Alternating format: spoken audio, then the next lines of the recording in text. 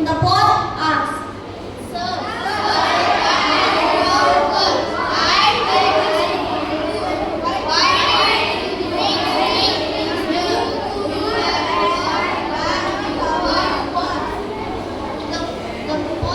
the old man answered that he cannot afford to buy the pot. Opinions does not matter as long as they are beneficial to others. You are absolutely right, sir. I was wrong. I always thought that staying with the inventory increased my value. The poor get it lesson. Since then, the pot stay happily with the old man. After some days, the old man bring other two pots home. The pot felt very happy to see them. How come you both are there? Because stretches on us. Our honor kept us away from home. This kind old man brought us here. The old man get two plants and put them in both the pots and waters them every day. Always wanted to go with this man to be happy, but finally the old man made you realize you are still useful. When rest of the people thought you are useless, not only to you but also to us. Now I understand. Looks are not important, but what we do for others is being rich or poor. The poor get its lesson. Since then, it started living with the old man. The moral of the story is looks does not matter as long as they are beneficial. Good morning everyone, welcome to our school's annual storytelling. Today, we the class of 5th standard is here to celebrate the annual storytelling competition. We the class of 5th standard is here to celebrate the wonderful art of storytelling.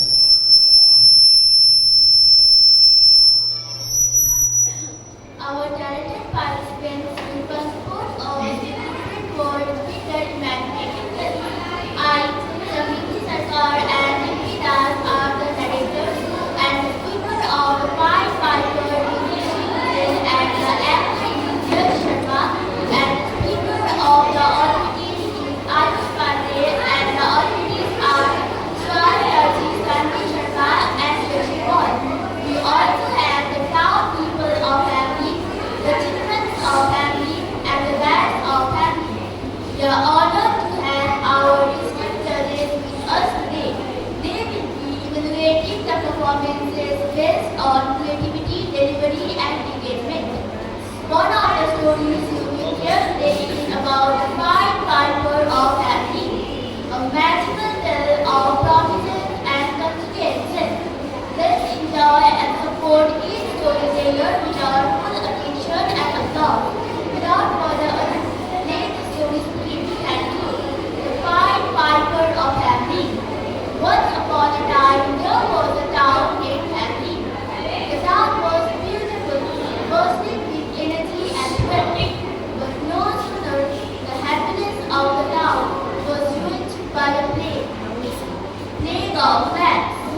There were rats everywhere, so much so that the people of the town didn't even have a place to escape without tripping over the rats. There were rats of every size, shape, age and color. Nothing formed as a remedy. Not even the cats were able to control the plague of rats. Giving up, the authorities decided to announce the reward of 10 bags of gold to anyone who could help to get rid of the rats. One day, a strange-looking man came to the town. He was dressed in their traditional dress, but all red in color. With a long, peculiar nose and big white eyes, he adorned his head with a feather in his hand. He went to the authorities and said, I have a solution for your problem. I assure you that not a single rat would live in this beautiful town. But I want 10 gold bags that you have promised as prize. The authorities were not very sure of his commitment, but still allowed him to give it a try as he had no other option. Soon, the strange-looking man took out the Pied Piper from his pocket and started playing a strange tune. Within no time, all the rats started coming out and following him. From every nook and corner of the town, so many rats came that the whole street was filled with them. Very strangely, the Pied Piper came to the town river and entered into it. In no time, all the rats, mesmerized by his tune, fell into the river and drowned. There were rejoicings in the town, celebrations all over. Soon, the Pied Piper went to the authorities to claim his prize money. But since the work was done and he thought this way would never return, they shut him off and asked him to leave without giving him a single penny. What selfish people are these?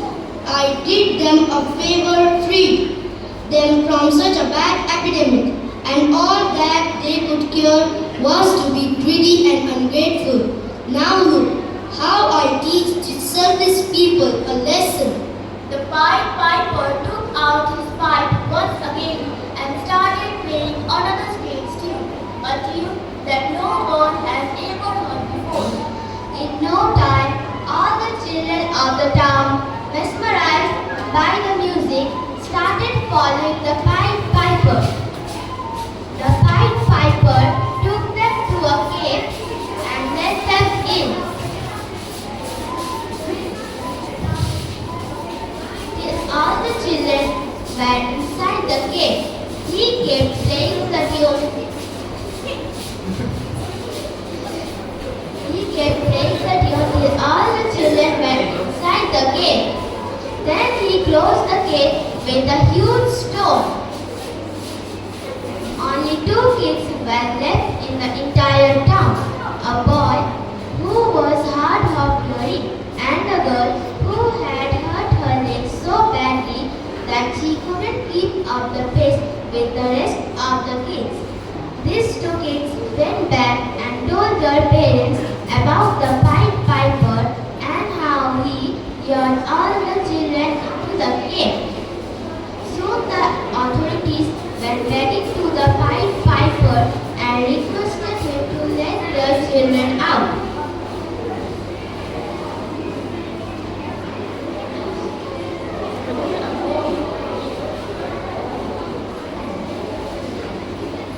I cannot trust you any longer. I want my prize money beforehand. Soon he was handed over his prize money and he left never to be seen again. The children were freed from the cave. The parents asked them to be happy. But this is the authorities said. Surely when you are possessed, this man came out of nowhere and saved us from an epidemic. All that we did in return was to be selfish and ungrateful. He surely taught us a lesson of not to be greedy and selfish. That night, the town rejoiced and celebrated like a festival. It still said, if you ever go in the town of Happy, you can hear the beautiful sound of the Pied Piper. Listen.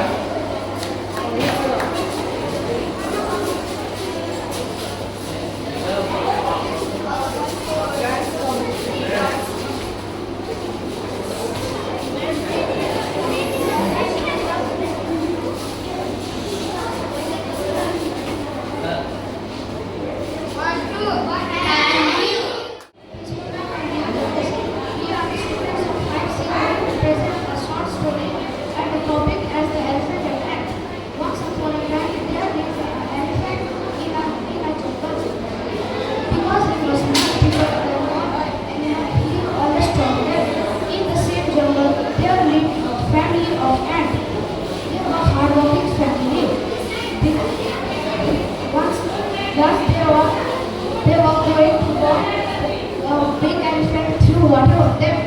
Hey, what's the matter with you? Why do you trouble others? Oh, shut up, you tiny ant! One more word out of you, and I will walk over all of you and kill you. The next day, the ants were going to work. They decided to teach a lesson to the elephant. A tiny ant quietly ran into the elephant's trunk. That's us. The elephant tried everything, but it could not stop the ant biting its trunk. Such a big elephant became useless in front of an ant. Stop it now.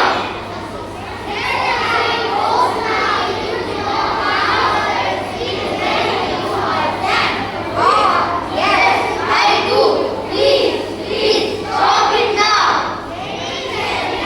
After that, the ant stopped biting the elephant and came out of the trunk. I am sorry. I have understood now how bad I made Mother feel. I promise I will never ever do again. Moral of the story: strength should be used to protect and not to harm others. This is the end of the story. One, two.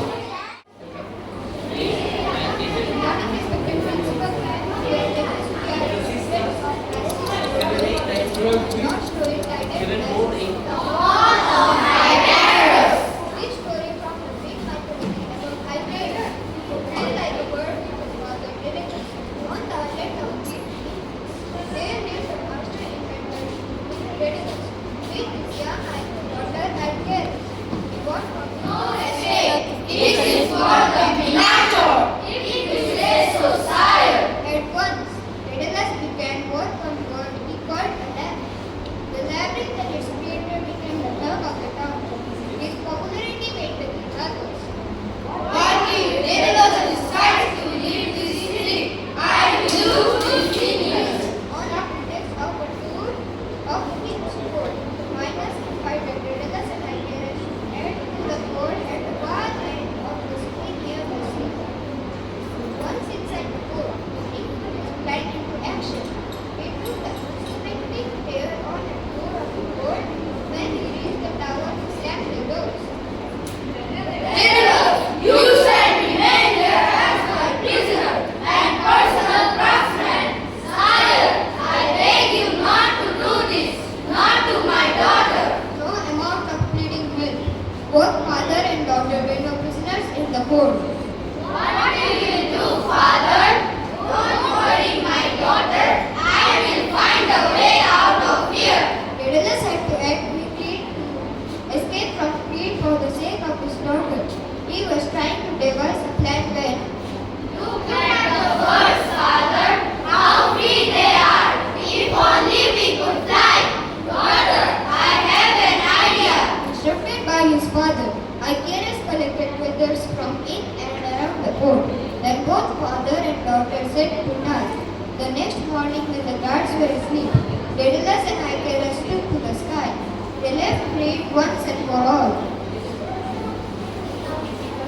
Now remember, Icarus, do not fly too low, as the feather will get wet, and do not fly too high, as the waves will melt in the heat. Impatient to listen, Icarus flew over the sea. Daedalus was behind him. Look, father, the birds are flying. Father, let's go. No, wait. It was near Samos Island that the tragedy occurred. Icarus flew higher and came closer to the sun. The wax holding the feather began to melt. Father, what's happening to my wings? Father, my lord. It was too late. The wax melted and fell like raindrops. And along with it fell the feathers. Icarus plunged into the sea and died. Daughter, what have you done? The area where she fell is called Icarian Sea. The nearby island where her body washed up is called Icaria even today. This is the end of the story. One, two, Thank you, teachers. Morning to our respected judges present out here. Today we, the class of 6B, are here to represent the story, The River and the Mountain. One day the river thought to herself, do I have to keep flowing all my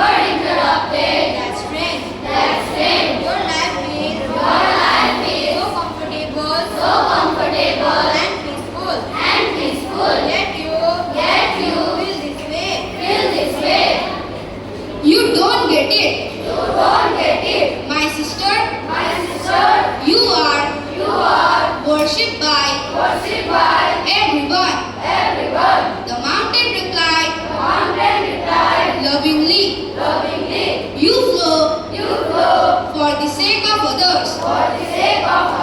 And that's not all. After giving away so much, you offer whatever remains to the sea. On hearing this, the river bowed down to the mountain and said with great enthusiasm, You are absolutely right. My brother, the true purpose of my life is to give life to others. Thank you for your kind wisdom. She said. Then while the mountain smiled at her newfound positive energy, she gushed away with a loud gurgle, feeling very happy. Good afternoon, everyone. Honorable Principal and esteemed judges. We, the students of 7A, are here to perform a story. And the title of the story is The Four Brothers. I hope you'll enjoy our act. Once upon a time, in a tiny village, there lived a fisherman with his 4 sons. His sons were called Rob, Cole, Alex, and Harry. The fisherman was very poor.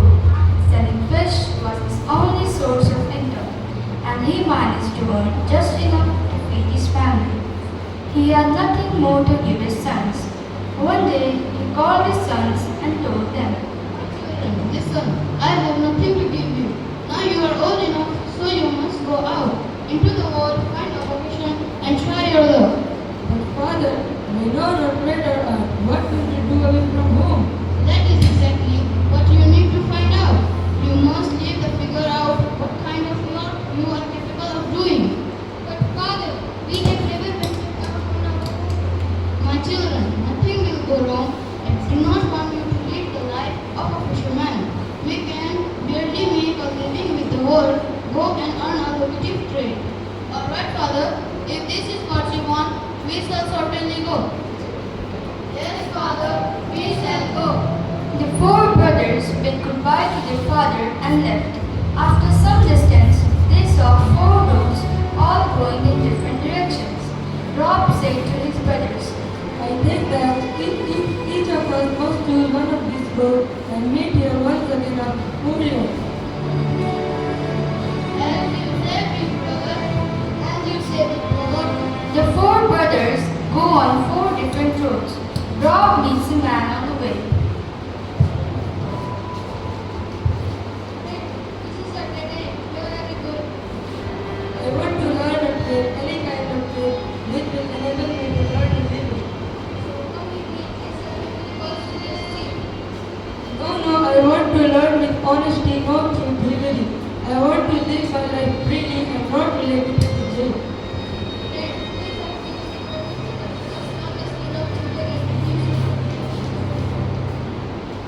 Rob agrees with him. He thinks that there is nothing wrong with learning a trade. So he goes with the man. He makes him so adept at the skill of thievery that no matter what Rob wanted, he could easily steal it without anyone ever knowing. While walking, Cole reaches a spot where a river is flowing and there is just one house in the area and nothing else for miles around. He sees one man standing near the river. He is holding a machine made of glass. Cole could not understand what it is. He goes to him. Hey, mate, what are you doing?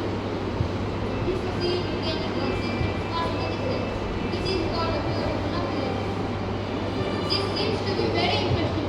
Will you teach me how to use this? If you want to learn this, let me teach you. Cole starts living with that man. The man teaches him the skill of using the binoculars. Within a few months, Cole becomes an expert at it. You have my faith. So if you want to leave, you are free to go. Yes, a whole year has passed. Now I must leave. Alright, let us spare the molecular setting. It you will be able to live everything on the weather on the earth or in the sky. In the meanwhile, the third brother, Alex, meets a hunter. He stays with the hunter and his house and learns from him the skill of hunting.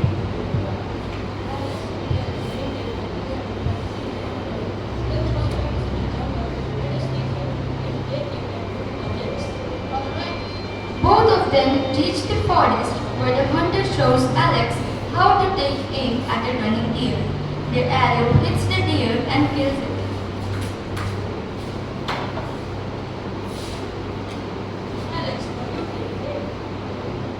Alex takes an arrow and aims it at a flying bird, but the arrow misses.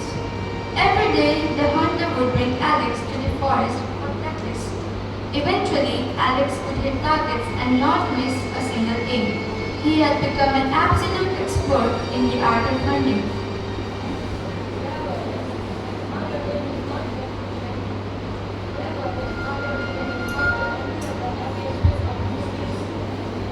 Thank you, brother. This all because of you that I can able to learn this.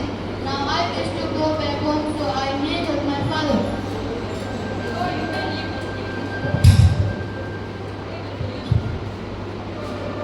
The youngest brother, Harry, reaches a village where he meets a tailor.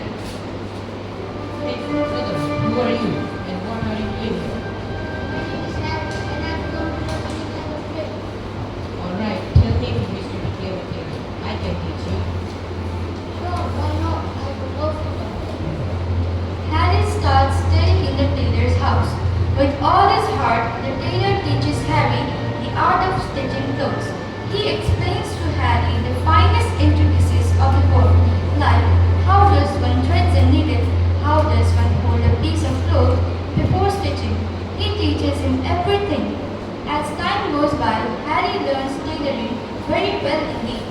The tailor is very happy with Harry for his hard work and sincerity. When Harry leaves, the tailor gives him a needle and thread and tells him, Very happy with your work. Take this needle and thread, keep it as soft as a soft wood head, and as tough as steel. Then you can stitch anything, and no one will ever be able to spot the joy in whatever you stitch. the four brothers reach the same spot where they had promised to meet after 4 years. From there, they go back home together. On reaching home, they meet the father and tell him what each one of them has learned. One day, all of them were sitting with the father under the tree outside the house, when the father said, Today I want to see how skilled you are. At the trade you have learned, there is a nest on the top of the tree. Tell me how many eggs are in it? There are 5 eggs. All right, Rob. Now you get me the eggs from the under the bird who is sitting atop them to hatch them. Rob climbed the tree, and without the bird getting to see him, he stole the eggs. He was such an expert that the bird did not even realize that the eggs had disappeared from underneath it. Wow, awesome. The fisherman kept the 4 eggs on the 4 corners of the table and said to his son Alex, Cut all 4 eggs into 2 with only 1 arrow, but the chicks inside the egg should not be hurt. Alex removed his arrow, and with just 1 arrow he cut the eggs into 2. The fisherman was very happy to see this, and then he said to his son Harry, Now stitch these legs together and show me that the bird can give birth to its offspring. Harry removed his needle and stitched up the eggs, and then Rob put the eggs back in the nest. The bird did not even come to know. Very good, my children. All of you have learned with all sincerity in this 4 year. I do not have any gift to give you, but I am certain that life will reward you for your hard work. After a few days, the news spread in the entire kingdom that one dragon had kidnapped the princess. The king declared that whoever found the princess would get her hand in marriage. My son, you have got an opportunity to show your talents. Go steal the princess from the dragon. All 4 brothers prepared themselves and left to save the princess. Holmes saw her from his pair of binoculars and said, I can see where the princess is. The dragon has hidden her on an island in the middle of the sea, and he is sitting there keeping watch. Then they went to the king and asked for a boat so that they may reach the island. The king gave them a ship, and the four of them reached the island.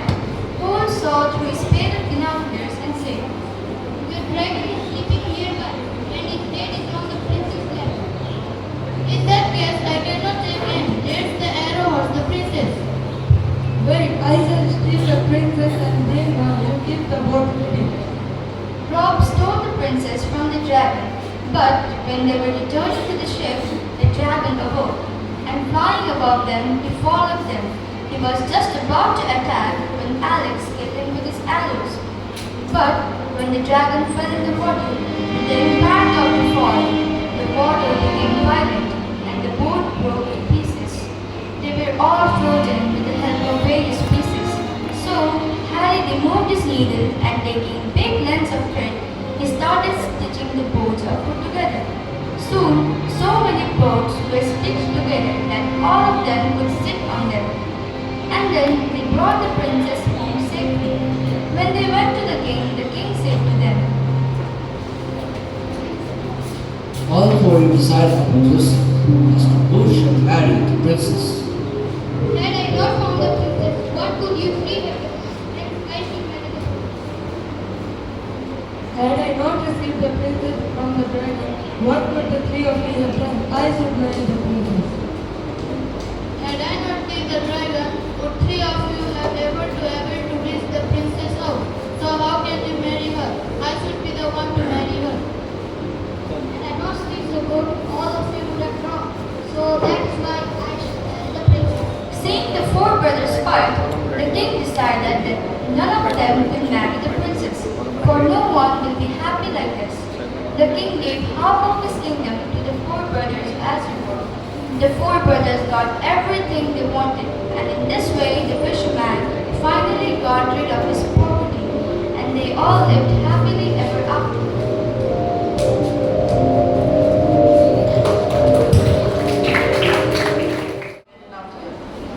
Remember, fisherman respected teachers, brothers and mom and your brothers and sisters.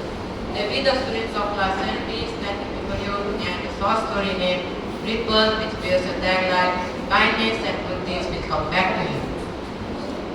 The setting is taking place in the shopping complex in a cake shop, where a little girl is fascinated by the cake and wanted to buy it for grandpa's birthday.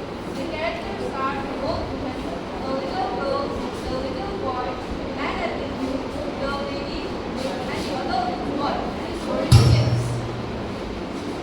May I have this? No. Why don't you get something special for grandpa?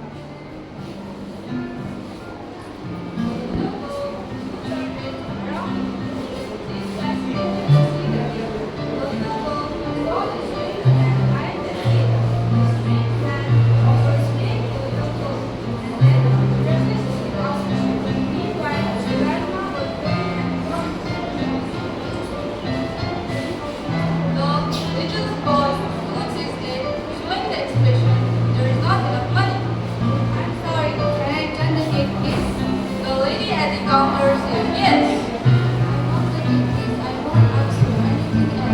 Next time, okay, when we can afford it. Last time you said that the little girl becomes sad when to collect the belongings. When the strange man saw all things happening, he buys the cake.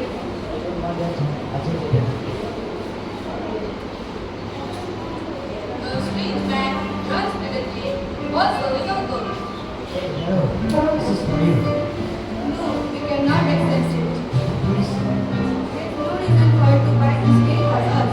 The strange man repeats the story of paths. He recollects the memories of paths. Well, when I was 17, but I wanted to buy me a cake. Only I want the cake. Can we get something else?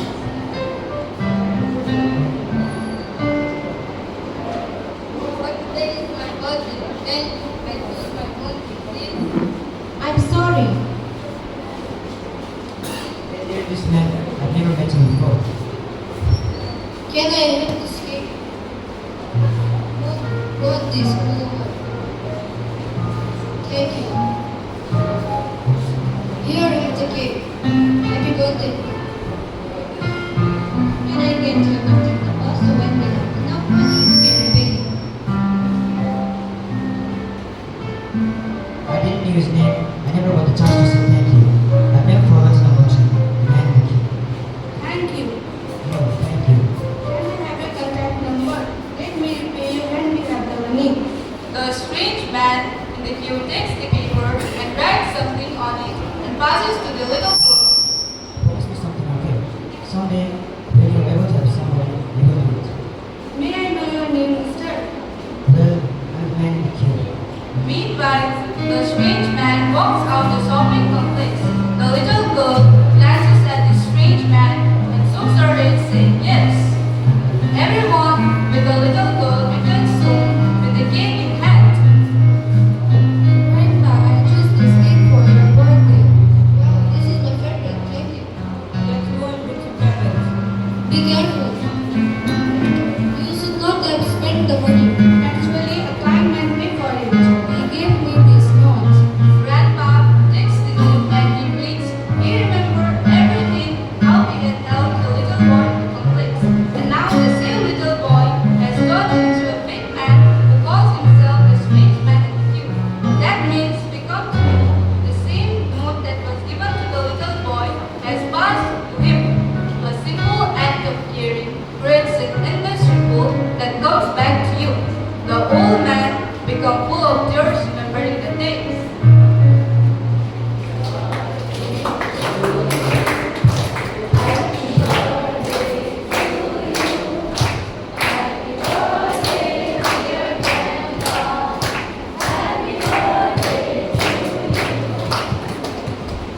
So, we understand from this story that kindness and good deeds, whatever we do in life, will come back to you.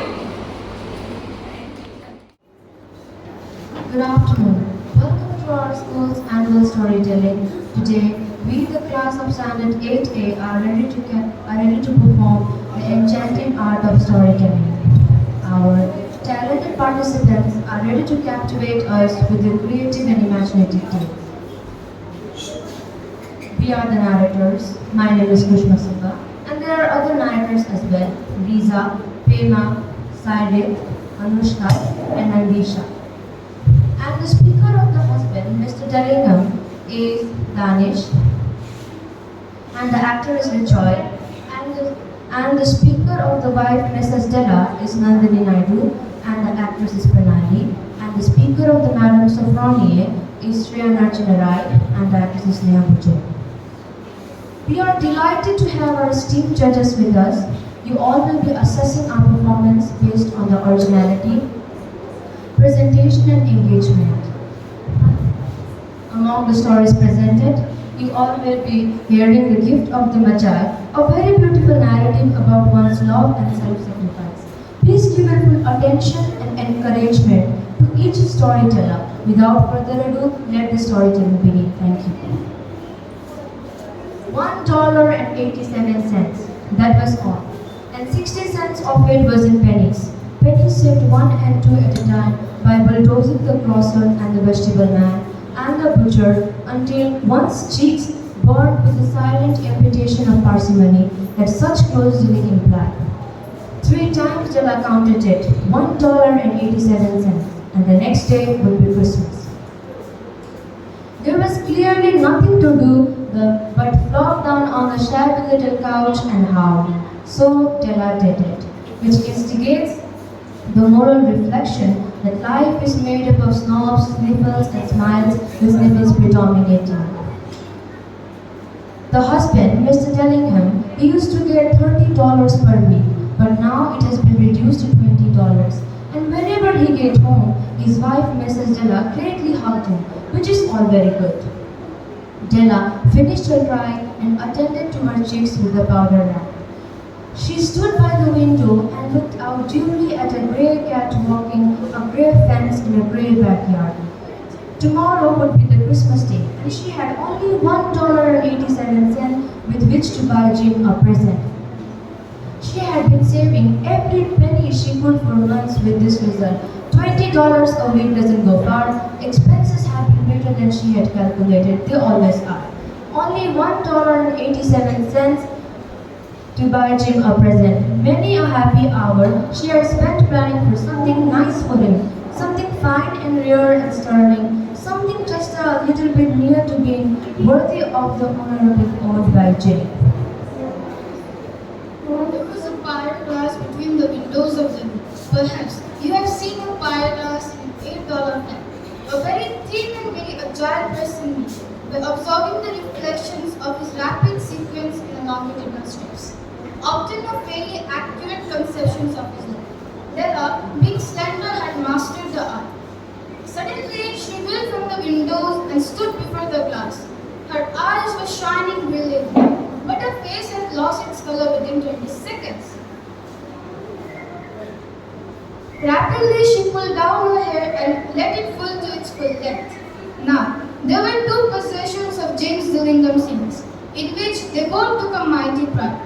One was James' gold watch that has been given by his father from his grandfather, and other was Della's beautiful hair that has been owned by the Queen of Sheba lived in the frags across the shaft. Della will let her hair out of the window someday to dry just to depreciate her majesty jewels and gifts. Had King Solomon been the janitor with all the treasures piled up in the basement, Jim would have pulled out his watch every time he passed, just to see him pluck at his beard from the envy. So now, Della's beautiful hair fall about her, rippling and shining like a casket of brown waters. It reached below her knee and made itself almost a garment for her. And then she did it up again, nervously and quickly. Once she flattered for a minute and stood still, while a tear or two splashed on the worn red carpet. On went her old brown jacket, on went her old brown hat, with a reel of skirts and with the brilliant sparkles still in her eyes. She fluttered out the door and down the stairs to the street, where she stopped the sign, read, Madam Sophronia, hair gods of all kinds. She entered the store and searched for Madam Sophronia. Will you buy my hair? I buy here, take your hat off and let's have a sight of looks at it. Pound little and that $20. Give it to me quick.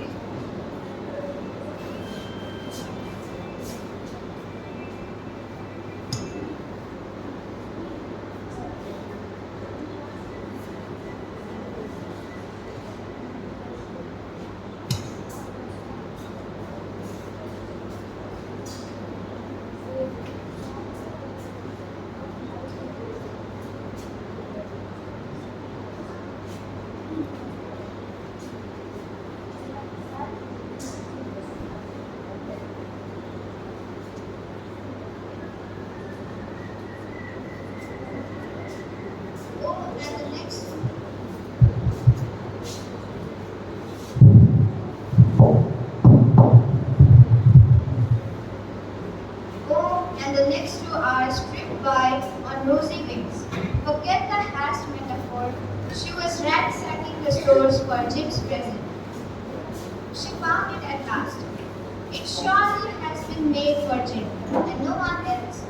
There was no other like it in any of his stores, and she had turned all of them inside out. It was platinum fob chain, simple and beautiful in design, properly proclaiming its value by substance alone and not by mysterious ornamentation, as all good things should do. It was even worthy of the watch. As soon as she saw it, she knew that it must be Jim's. It was like him, quietness and value. The description applied to both. $21 they took from her for it, and she hurried home with the 87 cents. With the chain on his hand, Jim might be properly anxious about the time in any company, grand as the watch was.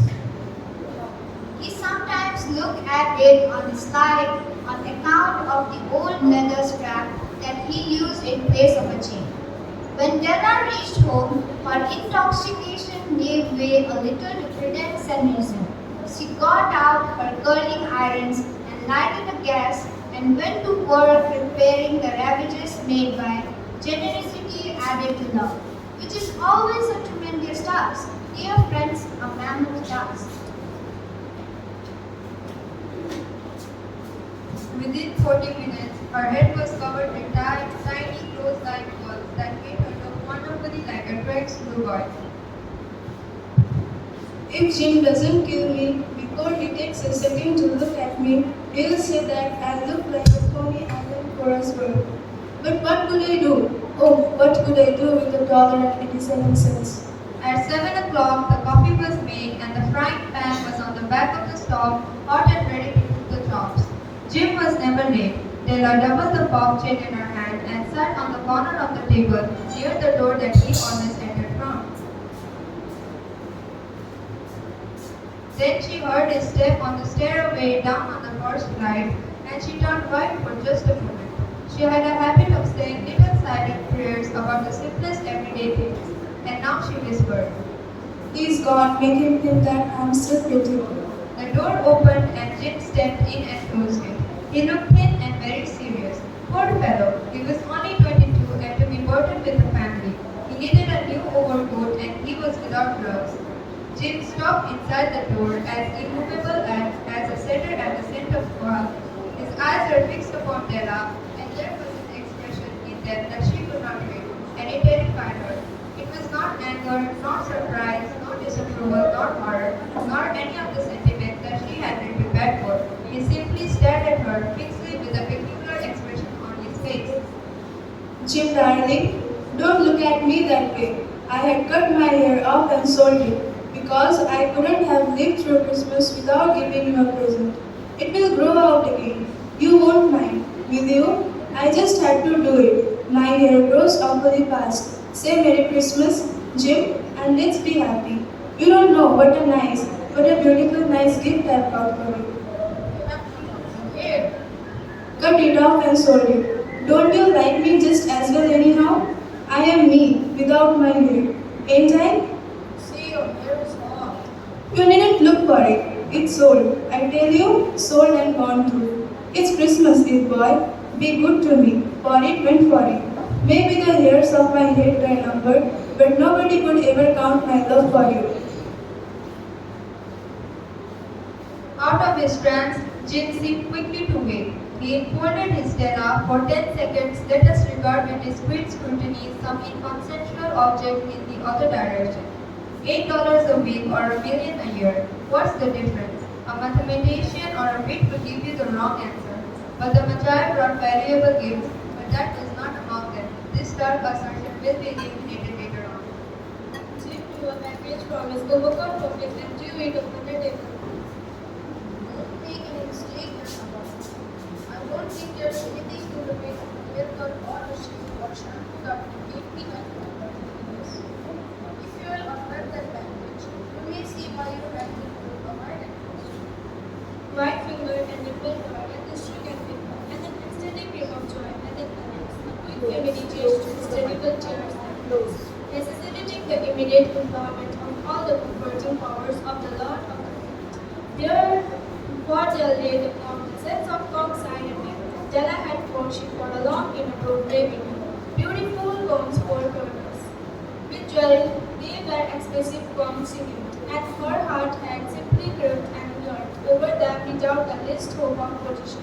And now, they were hers, but the creatures that should have adorned and culminate adornment were gone. But she hugged them to her bosom, and Alexei was available to look up with them eyes and smile and say, My hair grows so fast, Jim. and Della looked up like a little sweet cat and cried, Oh, oh.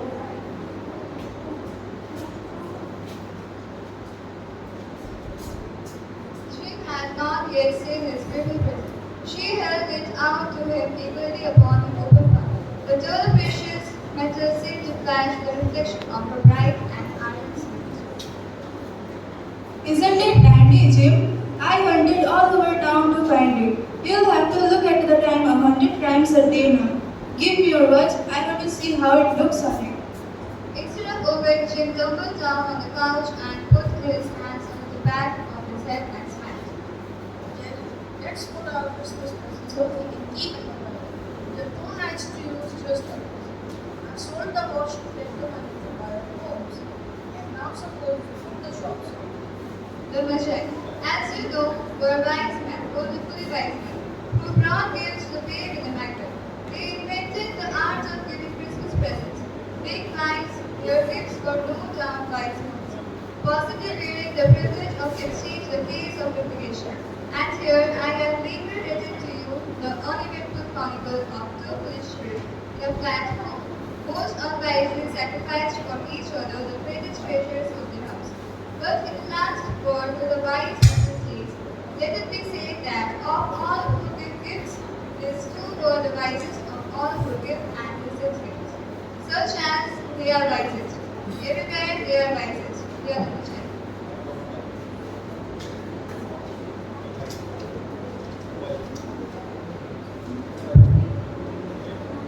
The moral of poem gift of Bazaar is that the greatest gift one can give is selfless love. The story highlights how true love involves sacrifice and putting the needs and happiness of the Lord one above one's own. Despite their poverty, Jim and Della each give up their most valued possession to buy a meaningful gift for the others. But the story that their love and willingness to sacrifice for each other are far more valuable than any material object.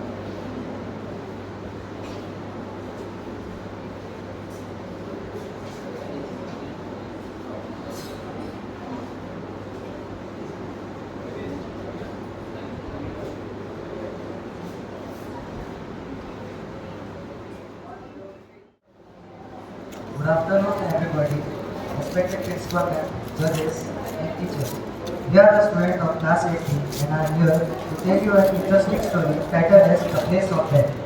In this adaptation of King Solomon's Mines, three men traveled to the unexplored interior of Africa on a quest to find the fabled diamond mines of King Solomon.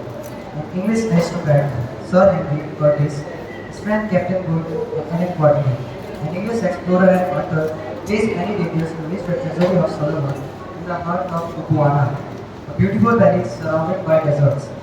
They are led by an ancient evil beast named Gabul, who is the only one who knows the secret of entering the treasury, accompanied by a young tribal girl named Paulata. The men follow the beast into a cave in the heart of the mountains. Are you prepared to enter the place of death, right man? Asked Gabul, evidently with a view to making us feel uncomfortable. Lead on. Said Good solemnly, trying to look as though he was not at all alarmed, as indeed we all did, except Paulata. This is greatly rather costly. Said Sir Henry, peeping into a dark passageway. Tap, tap, tap. Went towards Gabul's feet, down the passage as she trotted along, juggling hideously and overcome by some unaccountable presentiment of evil. I hung back. Or we shall lose our life. However, his eyes became accustomed to the light, and he let go of began to mop the perspiration of his forehead. As for Good, he swore feebly while followed a sweet. Only Gabul chuckled loud and long. He reached the gloomy apartment. It was a ghastly sight there. At the end of the long stone table, holding in his scattered fingers, great white spear, sat Death himself, shaped in the form of a colossal human skeleton, 15 feet or more in height. What is that? What must be happening? Whose figure it might be? Laughed Gabul. Those who enter the hall of death, evil comes. The statue is slowly turning into a stalactite, it seems. Come into whom brave in battle come. Do not jest with us. I rest not, my lord. Enter white man and start. Whose statue is this? This is the statue of the last king of the Roman scholar. Enter, my lords. Oh, I am confounded. I am not frightened by that old devil. I follow you. Who can that Condor Curtis? See, I can see the boxes. They saw that the chest was 3 parts, full of uncut diamonds. We are the richest man in the world. Freckled old Gabul.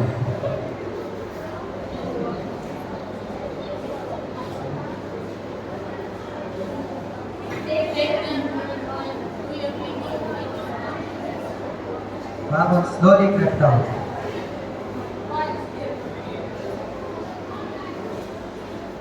Bhagwan, help me. The stone falls. Help, help. She stabbed me. The door of the rock is closing down slowly. It is not 3 feet from the floor. The red blood of the farmer runs to her knee, but still, the brave girl holds the old witch, who fights like a wild cat. The poor girl was stabbed in the body, and I saw that she could not live long, and slowly she died. She is dead. She is dead. I mean that you will be soon in a position to join her. Don't you see that we are buried alive?